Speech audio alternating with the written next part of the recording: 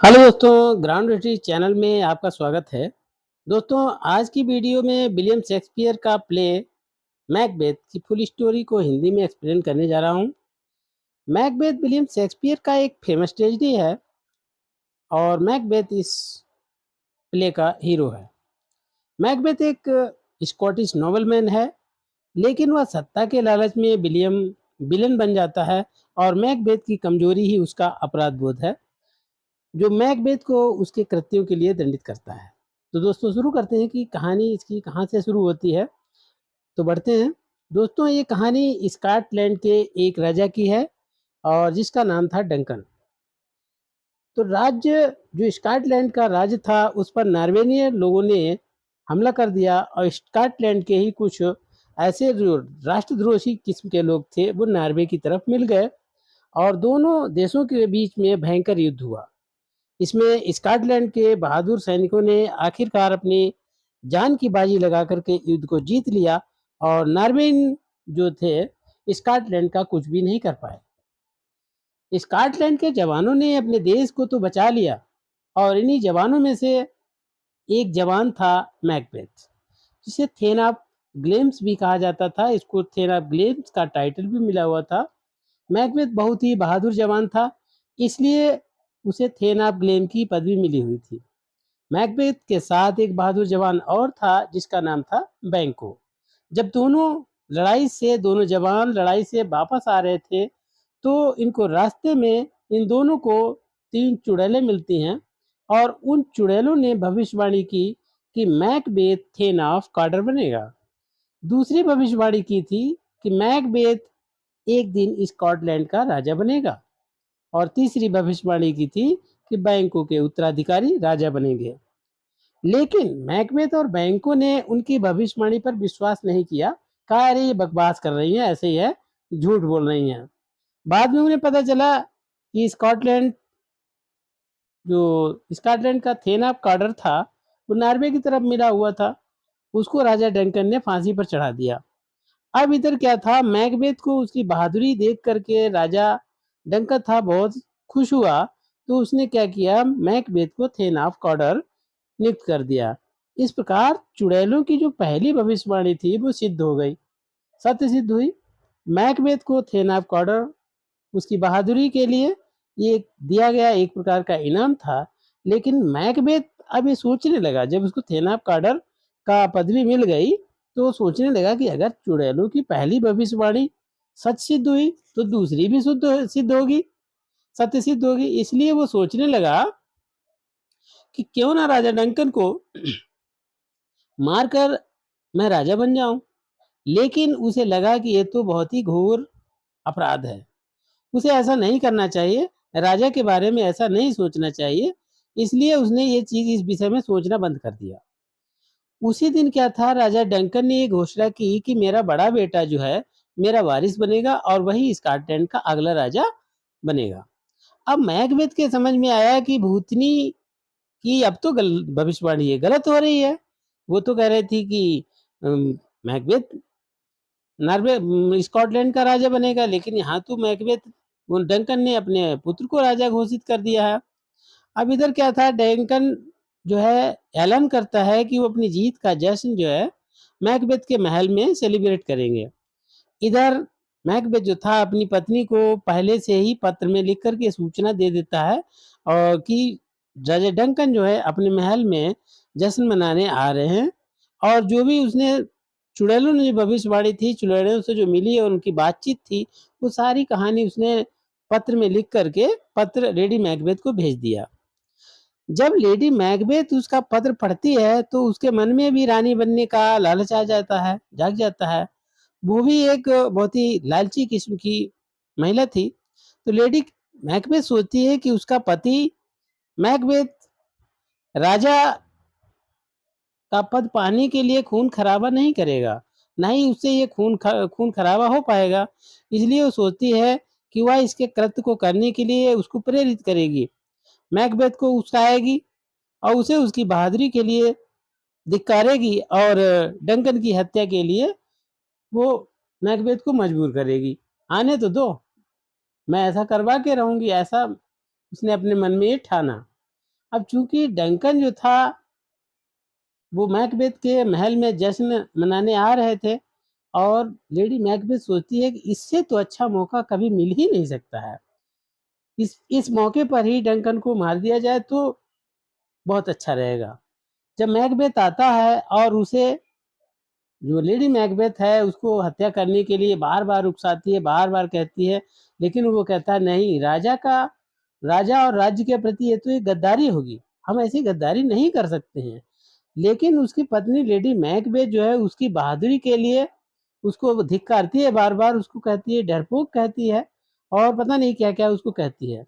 लेकिन जब कोई बहादुर व्यक्ति होता है उसको बार-बार डरपोक कहा जाए या कुछ उसको बहादुरी के ऊपर कोई आक्षेप लगाया जाए तो उसको बहुत जल्दी गुस्सा आ जाता है। ठीक वही मैकबेथ के भी साथ हुआ। लेडी मैकबेथ ने मैकबेथ को अपनी बातों से उसको मैनिपुलेट कर दिया, समझा दिया कि तुम्हें करना ही करना है। अब मैकबेथ भी था, वो भी उसके अंदर भी थी, कहीं न कहीं राजा बनने की एक लालसा थी, भूख थी कि वो राजा बनना चाहता था।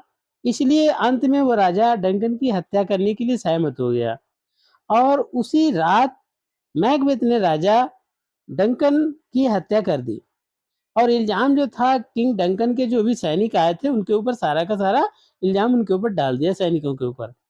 अगली भोर जब हुई तो नोबल मैकडेफ आता है, देखता है कि राजा डंकन तो मर चुका है।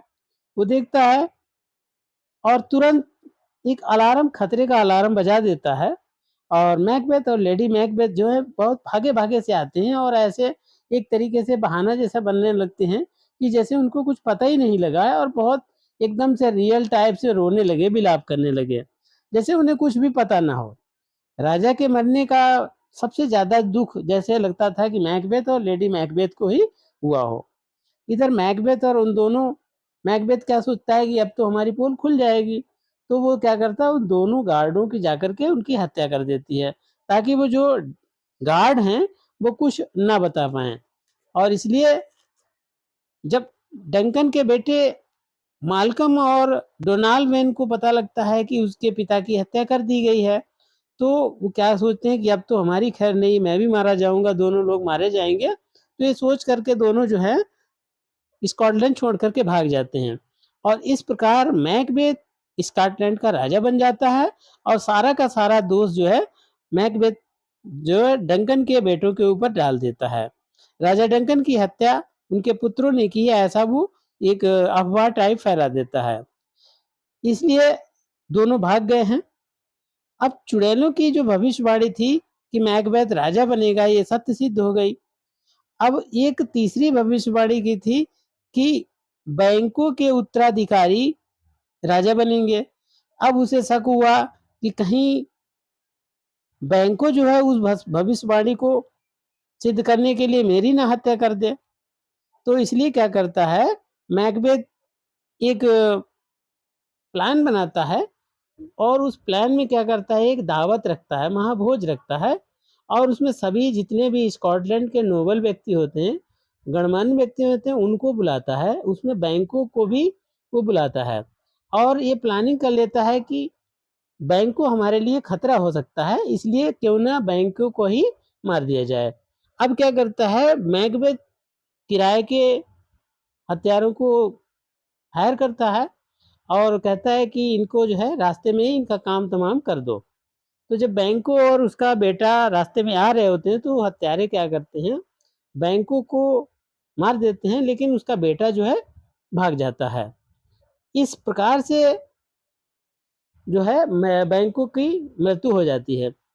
अब क्या करता है मैकबेथ ने स्कॉटलैंड के जितने भी लोगों को दावत दी थी, उनको भी सबको भी कुछ शक तो था अंदर-अंदर। लेकिन क्या हुआ दावत में ही बैंकों का जो है भूत जो था वो केवल मैकबेथ को दिखाई देता था।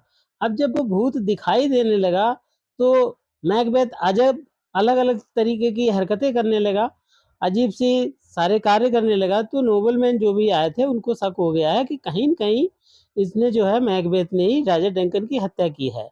अब जो भूत आया था वो मैकबेथ को उसके गुनाहों की याद दिलाने लगा, इस प्रकार से अजीब से प्रकार से वो व्यवहार करने लगा।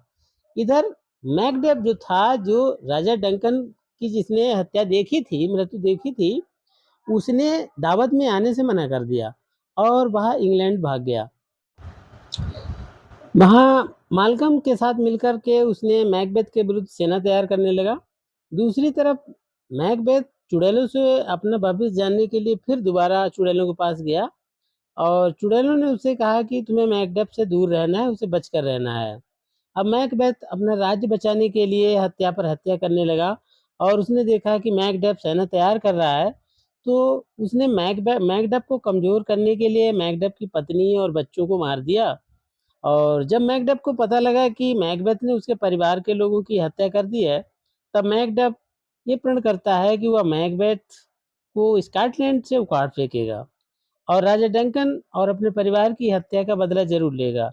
इधर लेडी मैकबेथ अपने अपराध बोध के कारण वो पागल हो गई और उसने आत्महत्या कर ली। पागलपन में उसने आत्महत्या कर ली और मैकबेथ को अपराध बोध होने लगता है, मैकबेथ को भी। लेकिन मैकबेथ क्या है, उसका अत्याचार और बढ़ जाता है और निर्दोष लोगों की वो हत्या करवाता है और अंत में मैकबेथ के खिलाफ विद्रोह हो जाता है। इतनी उसकी हत्याएं करवाता है और तो इस प्रकार से राज्य में अराजकता फैल जाती है और मैकडफ व माल्कम मिल करके दोनों जो है सेना लेकर के आ जाते हैं। मैकबेथ को लगता है कि जैसा कि चुड़ैलों की भविष्यवाणी थी कि जो व्यक्ति माँ के पेट से जन्मा है वो उसको नहीं मार सकता है। तब मैकडफ कहता है कि मैं तो माँ के पेट से जन्मा ही नहीं हूँ, मुझे तो पेट फाड़ करके निकाला गया है और इस प्रकार से वो आगे बढ़ करके मैकबेथ को मार देता है। माल्कम स्कॉटलैंड का राजा बन जाता है। इस प्रकार चुड़ैलों की भविष्यवाणी सत्य सिद्ध हुई और जो बैंकों की भविष्यवाणी थी वह सत्य सिद्ध नहीं हुई। हो सकता है बैंकों का पुत्र बच गया था, वह बाद में राजा बन गया हो। इस प्रकार शेक्सपियर ने अपनी कहानी को यहीं छोड़ दिया है और इसके पीछे अन्य भी कारण हो सकते हैं। तो कहानी से ये निष्कर्ष निकलता है कि सत्ता की लालसा और अपराध कैसे एक व्यक्ति, सज्जन व्यक्ति को, नोबल मैन था, मैकबेथ एक नोबल मैन था, वो पागलपन और विनाश की ओर चला गया। और इस प्रकार से ये नाटक में ये दर्शाया गया है कि अपराध बोध और पागलपन कैसे एक व्यक्ति को अपने कार्यों के लिए दंडित कर सकते हैं। तो दोस्तों अगली वीडियो में फिर मिलेंगे, तब तक के लिए जय हिंद।